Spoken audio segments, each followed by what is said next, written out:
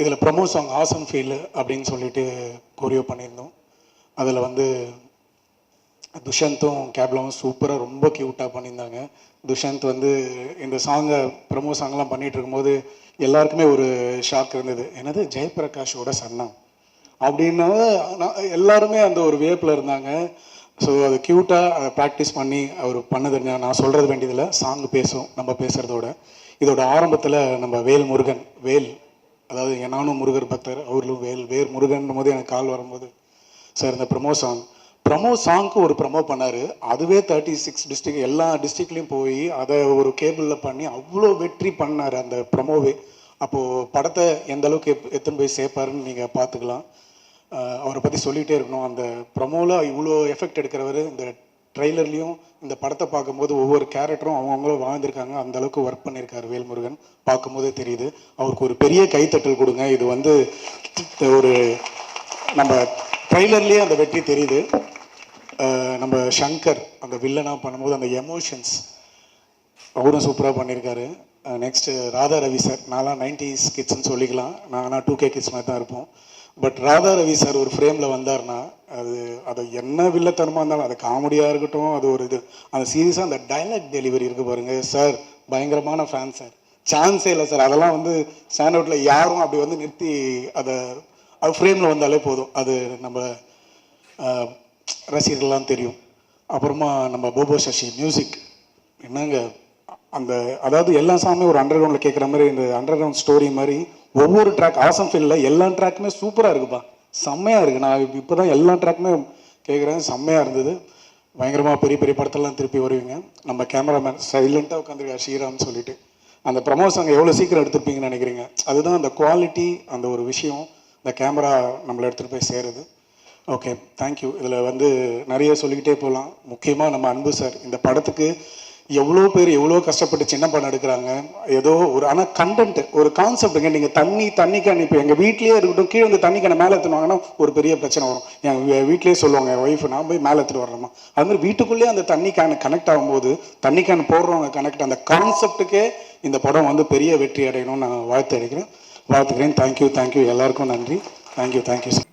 இப்போது நீங்கள் awesome feel பார்த்துருப்பீங்க. அந்த பாட்டில் ஒரு பையன் காட்டுவாசி மாதிரி போட்டு அவன் தான் அந்த பாட்டை வந்து கேப்ரலா கிட்ட அப்படி சொல்லி ஸ்டார்ட் பண்ணுவான். நடுவில் சின்ன சின்ன விட்டு வருவான். அவன் வந்து இறந்து போயிட்டான் முந்தா நேற்று.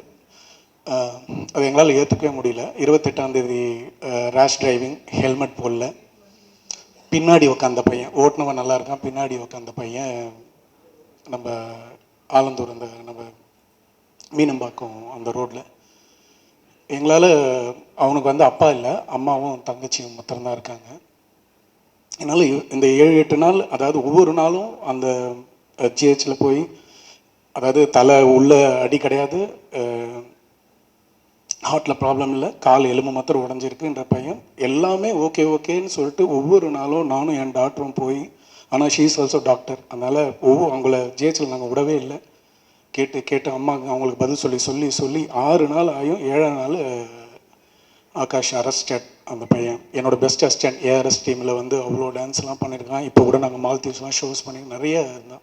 நான் எது சொல்ல வரேன்னா, ப்ளீஸ் இப்போ கூட மீடியா, இப்போ வர்ணன் படம் பார்க்க வர மக்கள் எல்லாருக்கும் ப்ளீஸ் ஹெல்மெட் போடுங்க, ரேஷ் டிரைவிங் வேணாம். வண்டின்றது வந்து சௌரியமாக போகிறதுக்கு அது மாத்திரம் நீங்கள் புரிஞ்சுக்கிட்டிங்கன்னா அது போதும். எனக்கு வந்து ஃபுல்லாக கைகாலெலாம் உதறுது. ஏன்னா இப்போ அந்த ஃபஸ்ட்டு கண்ணீர் வந்து அவன் பாட்டை போட்ட உடனே அந்த பையன் தான் ஓப்பன் பண்ணணும். எனக்கு என்னால் அது ஏற்றுக்கவே முடியல. இன்னும் படமும் ரிலீஸ் ஆகலை. இது மாதிரி 2-3 ப்ரமோஷன்ஸ் அங்கே பண்ணியிருக்கான் அந்த பையன். இன்னும் படம் ரிலீஸ் ஆகலை, வரப்போகுது. அவங்க அம்மாவுக்கு என்ன பதில் சொல்கிறது?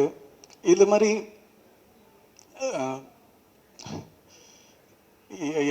ஒரு காராக இருக்கட்டும், ஒரு பைக்காக இருக்கட்டும், அந்த பசங்க ஒரு காலேஜ் கல்ச்சர்ஸ், அவங்க நட்சத்திரான்னு ஒரு காலேஜ் கல்ச்சர்ஸ்லேருந்து முடிச்சுட்டு வர 8:40க்கு நடந்திருக்கு.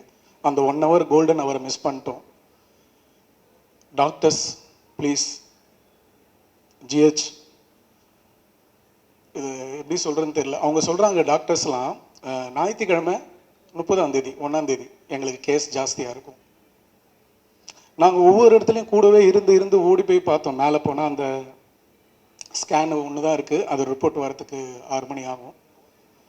இது மாதிரி நான் வந்து இதை வந்து கவனத்துக்கு ஏன் எடுத்துகிட்டு வரேன்னா, எவ்வளோ இன்றைக்கி தலைவர்கள் எல்லாம் கட்சியில் வரவங்களும் சரி இருக்கிறவங்களும் சரி, ஒரு நாள் அந்த ஞாயிற்றுக்கிழமையில் யாராவது அவங்க அசிஸ்டண்ட்டாவது இருந்து அங்கே இருந்து பாருங்கள்.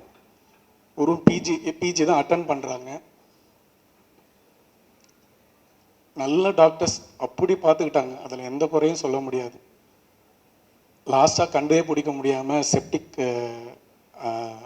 செப்டிக் ஷாக் அப்படின்னு சொல்லி நிமோனியா அப்படின்னு சொல்லி கேஸை க்ளோஸ் பண்ணிட்டாங்க, அரெஸ்டட்னு சொல்லிட்டாங்க. வந்தவொடனே உள்ளே என்ட்ரி பண்ணவுடனே ஒரு டாக்டர்ஸ் வந்து ரிசீவ் பண்ணி அந்த பேஷண்ட்டை பார்த்தாங்கனாலே போதும். ஆனால் அவங்கவுங்க ரவுண்ட்ஸில் அவங்கவுங்க வந்து போயிட்டு போகிறாங்க. நாங்கள் எங்களுக்கு விஷயம் தெரிஞ்ச எங்களுக்கே வந்து இந்த நிலமைனா,